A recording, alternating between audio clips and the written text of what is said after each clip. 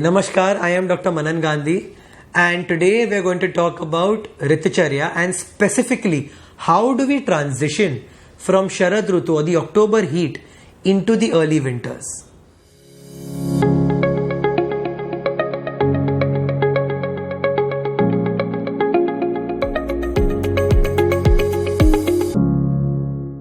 What does Ayurveda say about the change of seasons? So in October heat, we are in Sharad Ritu. Sharad Ritu is when Pitta increases the maximum. Your digestion is not very bad, but it's somewhere medium. It's not strong as well yet. But we are now entering into Hemant. And in this Ritu, all the doshas are at their best. So you as an individual are going to be at the healthiest state in this season. However, all Ritu Sandhis or the transition phase from one season to another can cause diseases, it can cause allergies, it can trigger a lot of reactions in the body, specifically with your digestion, your immunity and the doshas. So let's discuss this today. When it comes to the October heat or Sharad Ritu, we've spoken about this in this video. You can probably click here. But when we talk about transitioning to the next Ritu, which is going to be early winters, this is where you need to understand that Pitta now will start decreasing and your doshas will start settling down. However, because they are starting to decrease, they are still higher than normal. Which foods should be avoided and consumed during this season? So you need to ensure that you still do not consume Pitta increasing food like things that are sour, spicy, fermented, heaty, staying up late at night. Have things like flaxseed, sunflower seed, pumpkin seed, vitamin C, iron, zinc, selenium, omega-3, omega-6, cod liver oil, excessive non-vegetarian food. All of these are very heat producing things. Methi dana, tulsi patta, green teas with honey, all of these things should be at a minimum right now. However, once the Ritu Sandhi is done, which means after the first 14 days of it getting a little cooler, after that you can start resuming all of these things.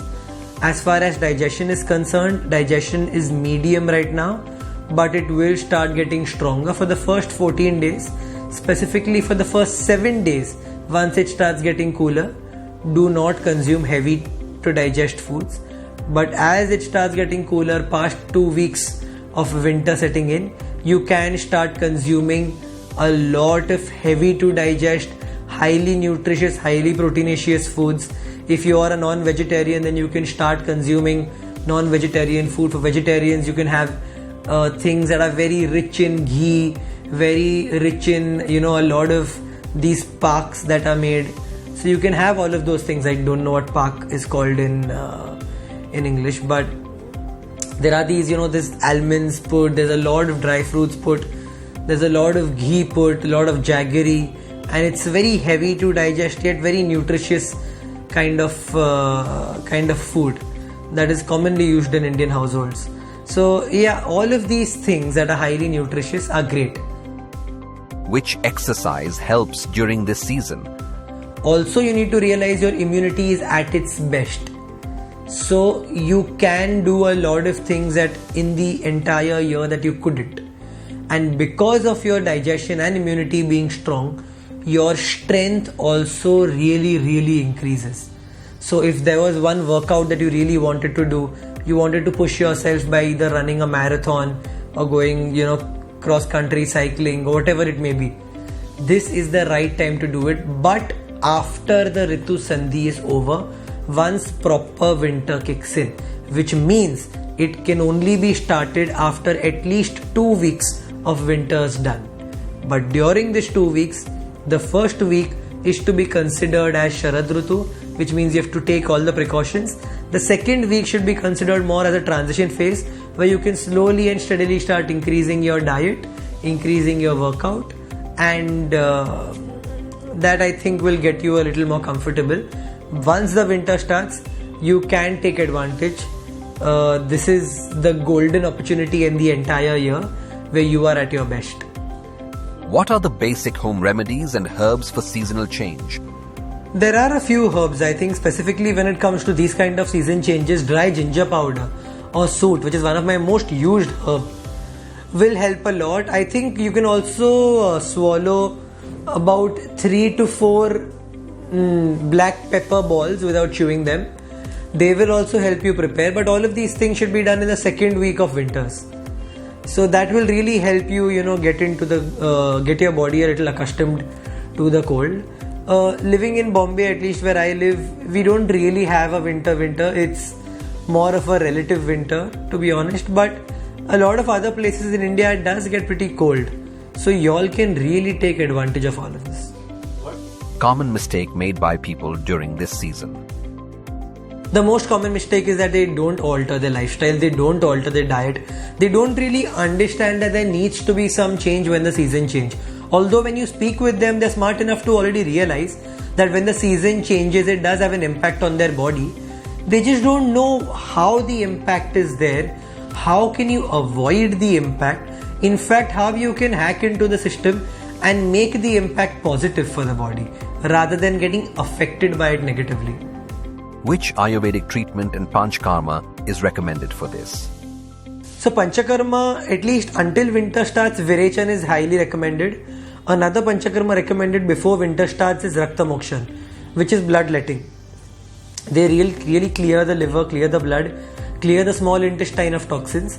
But once Hemant Ritu sets in, there is no Panchakarma required because your body is automatically at its strongest, at its best.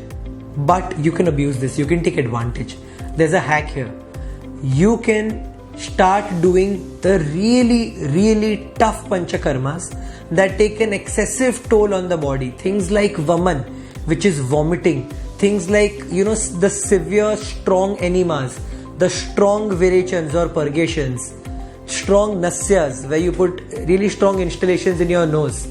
All of these things can be taken advantage of in this season the most because your body is at its strongest. So who can take advantage of these?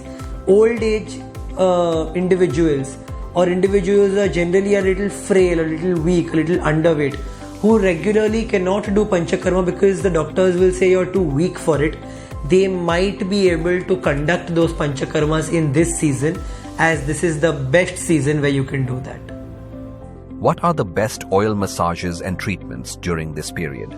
So in Varsha Ritu, when you are doing oil massages, you would probably do it with til oil or coconut oil, or maybe a combination of those because they're not very heaty and coconut really is a little cooling. So if you would probably use like 50% til oil and 50% coconut oil.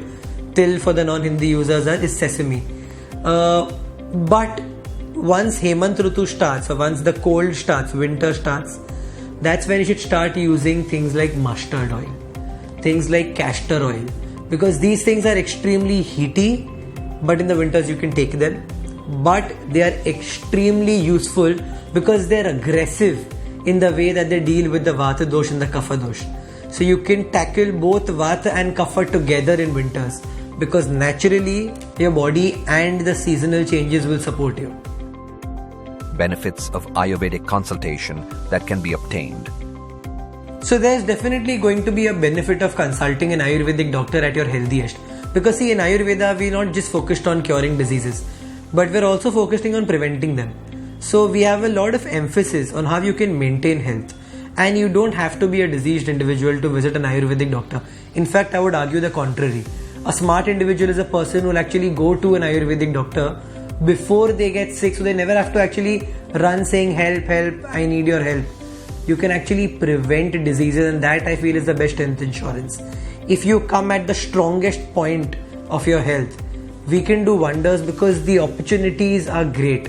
We can get your health to a level where even if nature starts putting you down, you're already at a high enough place where you're never really going to go down enough to fall sick.